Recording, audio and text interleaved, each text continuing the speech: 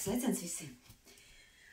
Tātad jogā mēs runājam par attīrošajām tehnikām, kuras kopumā ir 6, un zem šīm 6 tehnikām apakšā ir vesela sadaļa vēl smalkākas attīrošas prakses.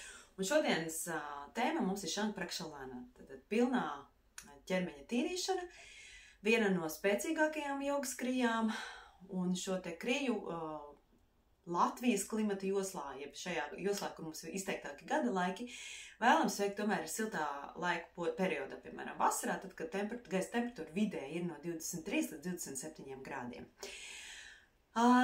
Mēs nejaucam šīs procedūras ar ajurvēdas procedūrām, jā, tad, ja ir jāsaprot, ja mēs ejam jogas ceļu, tad mēs ievērojam atbilstošu diētu, mēs ievērojam atbilstošu dzīves režīmu, un mēs ievērojam atbilstošas prakses, un attiecīgi, lai iegūtu maksimālo efektu no šīm jogas praksēm, mēs pildam arī šīs te jogas attīrošās tehnikas.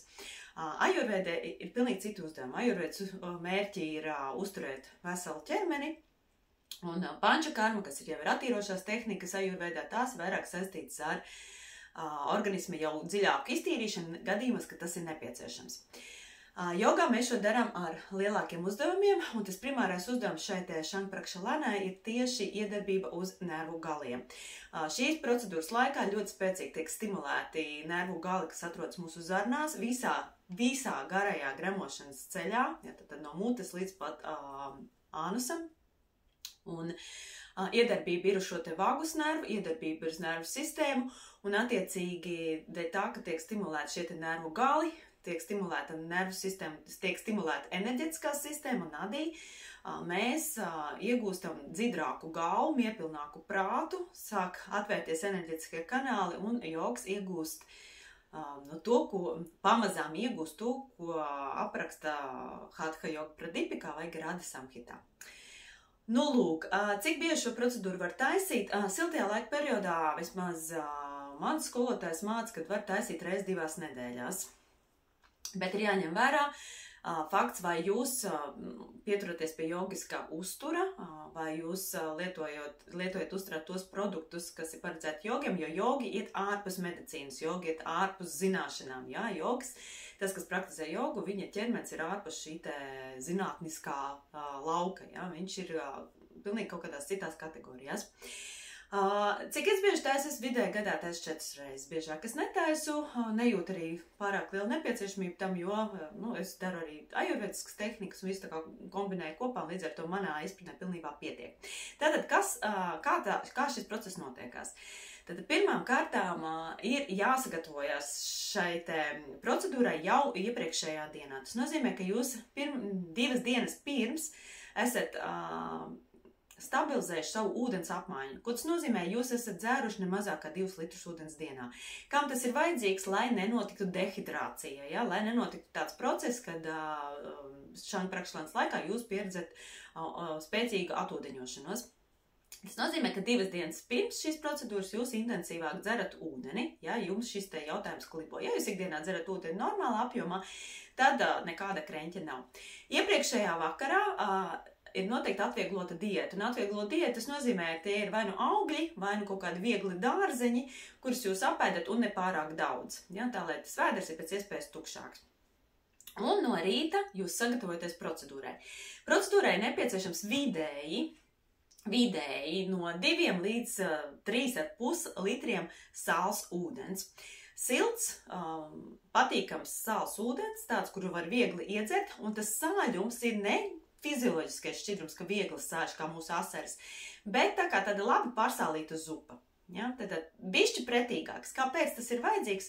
Organisms šādu izteikti sāļāku ūdeni ātrāk virza cauri visām gremošanas ceļam, ja? Virza ātrāk pa zarnām uz priekšu, lai process notiktu maksimāli ātrāk. Ja ūdens būs pa maz sāļš, tas nozīmē, ka mēdz ūdens uzsūkties, ja? Tad viņš mēģina iet dabisko ceļu, jo tas tā kā fizioloģiskais šķidrums, kas organismam ir pazīstams.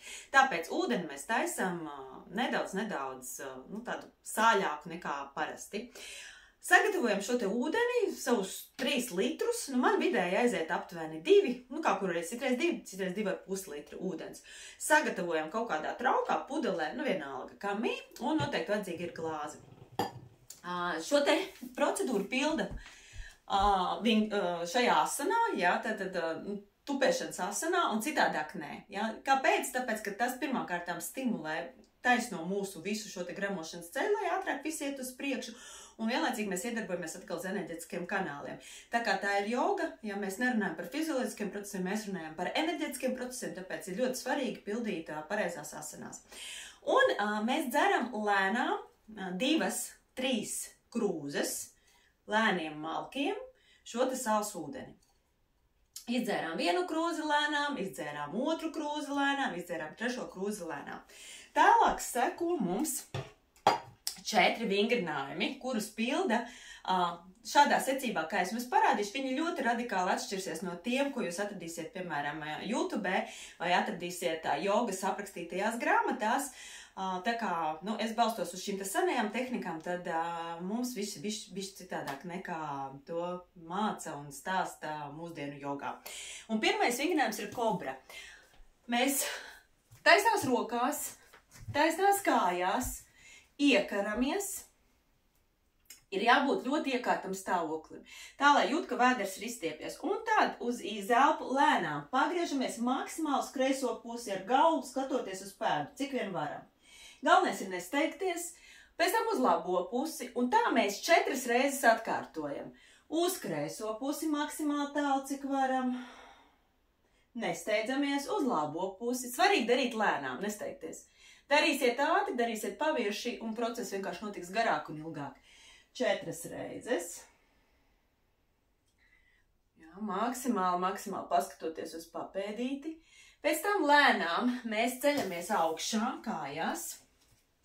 Saliekam kājas kopā, savienojam rokas un izstiepjam rokas uz augšu. Šeit ir maksimāli jāizstiepjās, cik vien var tā, lai jūt, lai vēders ir izstiepts. Un liecamies uz kreiso pusi lēnām izelpa, un atkal 4 reizes uz katru pusi mēs atkārtosim. Uz otru pusi izelpa, izelpa, izelpa, izelpa, izelpa,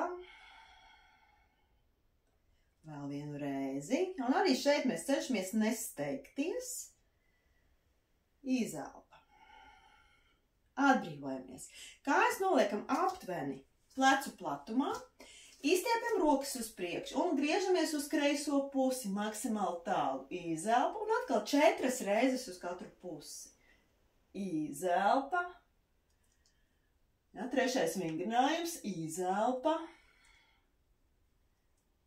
Izelpa. Izelpa. Izelpa. Izelpa. Un izelpa. Nākam atpakaļ un pēdējais vingrinājums. Mēs notupjamies, laižam kreiso celīti lejā, labo kāju piespiežam pie vēdera un mēs tā kā piespiežam kāju maksimāli pie vēdera, sagriežamies pa labi. Šeit atkal ir izelpa, nākam uz otru pusi, laižam celīti otru lejā, piespiežam kāju pie vēdera kreiso, pagriežamies pa kreisi, izelpa. Ja, tad katram vingrinājumam ir uzdevums pa 4 reizēm. Virzīt ūdeni pa zarnām uz priekšu. Ja, katrs vingrinājums iedarbojās uz zarnu sistēmu. Un tā 4 reizes. Ja, jūs jau jutīsiet īpaši tad, kad tas ūdens sāks iet uz priekšu, vēders sāk piepūsties, ļoti labi var redzēt, kā ūdens iet pa vēderu uz priekšu. Un tā 4 reizes. Uztaisījām 4 reizes, atkal sēžamies, atkal ņemam savu ūdeni un atkal dzeram 2-3 krūzes un atkal pildam šos 4 vingrinājumus. Tieši tādā pašā secībā. Pildot vingrinājumus, dzerot ūdeni, jūs redzēsiet, vēders sāks piepūsties lēnītē. Tas ūdens sāks iet uz leju, no sākuma viņš augšā būs pilns, pēc tam vēders iet uz apakšu pilns, viņš paliek pilns. Un mēs taisam tos vingrinājumus tik ilgi, līdz dabiski sāk vajadzēt iet uz toleti un sāksies caurēji. Tad, kad sākās caurēji, var pārstāt ūdeni dzert, ja, un pildīt vingrinājumus. Vienkārši var sēdēt toletē, tuvu pie toletes, jo tas process ļoti ātrs un straušs.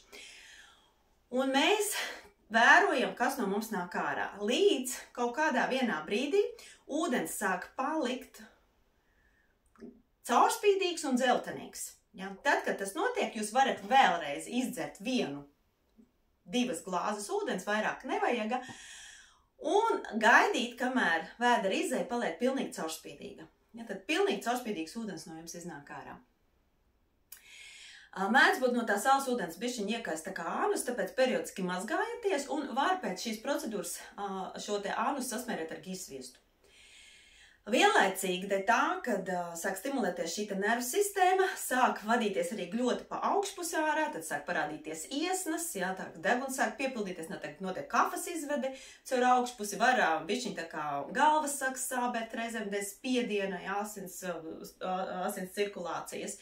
Jā, mēdz tā būt, bet nekas slikts nenotiek, jā, jūs varat staigāties, ja maksimāli tūp pie toalets un tas process pāries.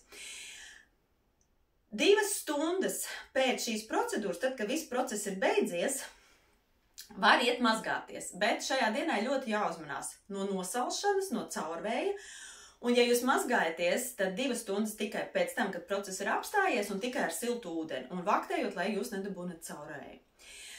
Lai noslēgtu visu šo te procesu, tad, kad jūs redzat, kad ūdens sāk jau nākt dzeltenīgā krāsā, jau praktiski jau tā kā uz caurspīdīgo pusi, mēs izdzeram aptuveni 1,5 litru siltu ūdeni bez sāls. Izdzeram atkal šādi te sēžot strauji gan, ja, un šo mēs darīsim, lai palīdzētu noslēgt šo te procesu, lai ūdens vairāk neiet uz priekšu, un pēc iespējas ātrāk beidzās šis te caurējs moments. Tad destilēts ūdens bez sāls, ja tajā brīdī, kad redzat, kad vēdera izēja jau sāk dzidrināties, jau paliek tuvāk caurspīdīgai, ātri izdzeram 1,5 litru, plus mīnus šo te silto ūdeni un visu izveņam ārā. Ja? Tas palīdzēs noturēt visu apstādinātu procesu. Vēl pa bišķiņam varbūt vēders vēl izies, bet kaut kādā brīdī viņš jau paliks maksimāli caurspīdīgs. Un stundu pēc procedūras mēs apēdam kičerī. Mēs savāram basmati rīsus kopā ar lēcām un izēdam.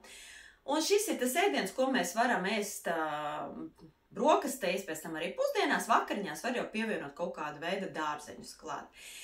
Nākamajās 2 dienās mēs izvairamies no piena produktiem, nelietojam piena produktus, bet noteikti lietojam gīzsviestu. Arī pie šī kičerī liekam gīzsviestu. Kičerī gatavojam bez garšvielām, bez sāls, vienkārši pliku, kā aiztaisošo materiālu, kā tādu korķi, lai viss process apstājās.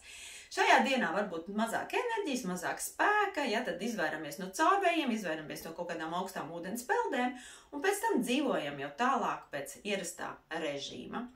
Lūk, tā izskatās šī procedūra, efekts ir ļoti, ļoti dziļš, ja tad tiek stimulēta visa nervu sistēma no galvas līdz pat iegurņa pamatnē, tur, kur arī izteikti ir mūsu nervu gali. Notiek ļoti dziļš attīrošais process, tiek iztīrīts viss nevajadzīgais ārā.